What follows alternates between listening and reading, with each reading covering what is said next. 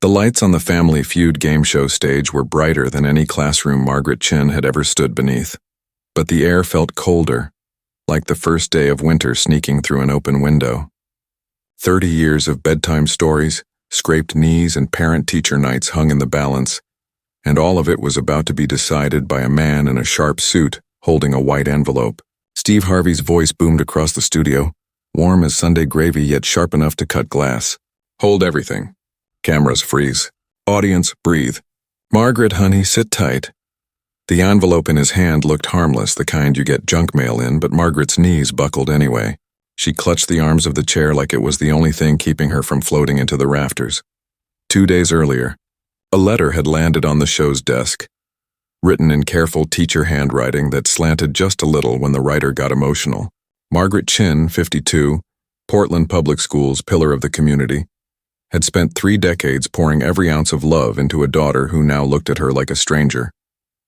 Rachel was 30, tall, blonde, blue-eyed, everything Margaret was not. The whispers had started in middle school, locker room jokes, cousins who squinted too long at Thanksgiving. You sure you didn't get switched at birth? Rachel had laughed at first, then stopped laughing. The fights grew louder, the silences heavier. Margaret wrote the show in the dark after Rachel slammed the door and didn't come home for 2 nights. I need the truth, she wrote. Not for me, for her. We're drowning. The producers called it a slam dunk. DNA test, hug it out, therapy montage, commercial break. They'd done it 100 times. But when the lab results slid across Steve's desk that morning, he did something he'd never done in 20 years of television. He closed his office door, told his assistant to hold every call, and stared at the paper until the words blurred. Then he called the lab himself. Run it again, he said. And pray I read this wrong. Now the stage lights felt like interrogation lamps. Margaret wore the blue cardigan Rachel had picked out for her 40th birthday, the one that still smelled faintly of the lavender sachets they used to tuck in drawers together. Rachel waited in the green room, arms crossed so tight her knuckles went white. Steve started gentle, the way you talk to a spooked horse.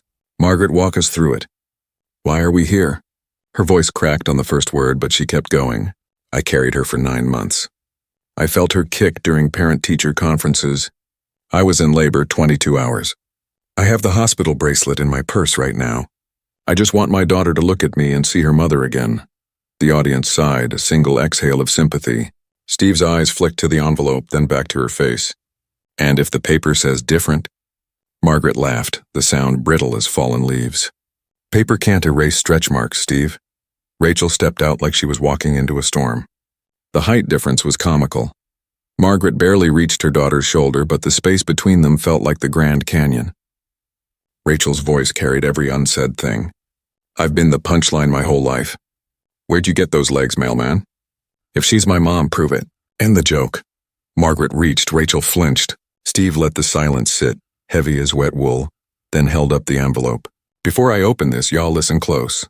Whatever's in here, it don't erase 30 years of packed lunches and 2 a.m. fevers. Love ain't a blood type. Rachel's chin lifted. I need facts. Steve slid a manicured nail under the flap. The tear sounded like a zipper in a quiet room. His eyes scanned the page once, twice. The mustache that had survived 1,000 viral memes went still. Cut the feed, he said, voice low. Cut everything. Producers scrambled. The audience buzzed like bees in a jar. Margaret's lips went bloodless. Steve, talk to me. He looked up, and for the first time in 2 decades of live television, Steve Harvey looked like a man who'd just seen the ocean part. Backstage now, both of you.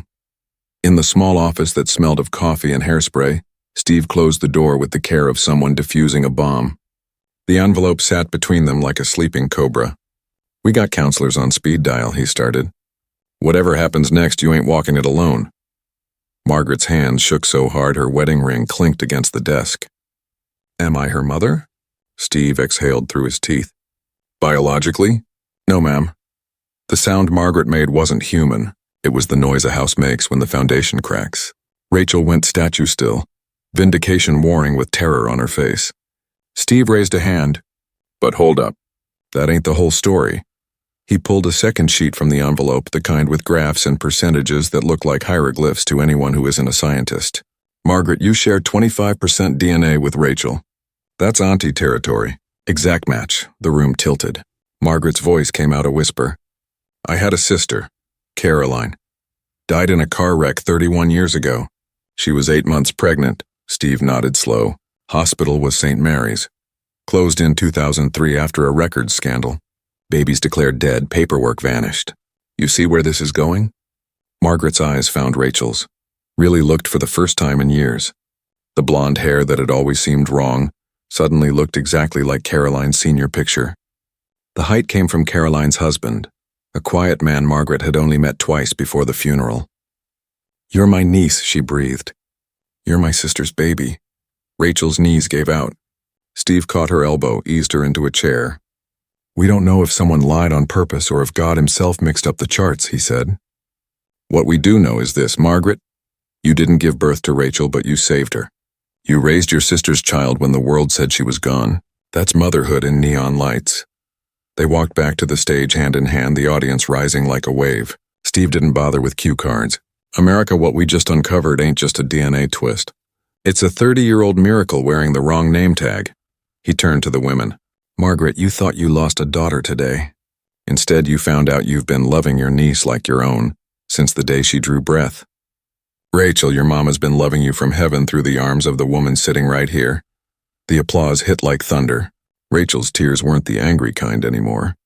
They were the soft ones that come after a long, hard rain. 3 months later, the follow-up episode aired to record numbers.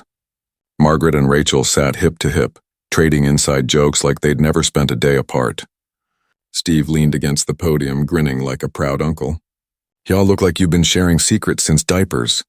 Rachel laughed, the sound bright as bells. "I spent 30 years feeling like the puzzle piece that didn't fit. Turns out the picture on the box was just upside down." Margaret squeezed her hand.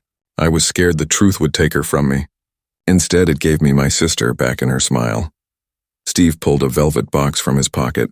Inside lay a delicate silver bracelet, tarnished with age but still shining. Caroline wore this the day of the accident. Margaret kept it in a drawer like a relic. Engraved on the inside, "Choose love." He fastened it around Rachel's wrist. "Your mama never got to hold you, but she left instructions." Margaret followed them to the letter. The investigation that followed peeled back decades of hospital rot. St. Mary's had cooked books, buried mistakes, and shattered families. Rachel's case cracked the vault. Other children, now adults, came forward with hospital bracelets that didn't match their memories. The hotline Steve's team set up rang off the hook. Geneticists, social workers, and lawyers worked pro bono to stitch families back together. Margaret and Rachel became the face of it all, speaking at conferences, testifying in hearings, turning their pain into a map for others. Years later, Steve still keeps that white envelope in a frame behind his desk. Next to it hangs a photo from the reunion episode. Margaret and Rachel on the feud stage, arms around each other, laughing so hard their eyes disappear. Underneath, in Steve's handwriting, "Family ain't where you come from. It's who refuses to let go." Rachel wears the bracelet every day. When she speaks to crowds now, she holds it up to the light. "My birth mom never got to choose my name, but she chose love. My aunt chose to raise me. I choose to honor them both by helping every kid who's ever felt like the wrong piece find their picture." The game show lights have long since dimmed, but the story keeps playing on repeat in living rooms across the country. Margaret still teaches 3rd grade, but now her classroom walls are covered in letters from former students who saw the episode and decided to call their moms just to say, "I love you." Rachel runs a nonprofit that funds DNA testing for families caught in hospital limbo, and every year on the anniversary of the taping, they blow out candles together, Margaret, Rachel, and a framed photo of Caroline smiling like she always knew her daughter would be okay. Because sometimes the greatest survey says moment isn't on the board. It's in the quiet after the buzzer, when 2 women who thought they'd lost everything discover the family they were always meant to be. And if you're ever lucky enough to witness a moment like that, you don't need 100 people surveyed. You just need 1 envelope, 2 open hearts, and the courage to choose love when the truth tries to tear you apart.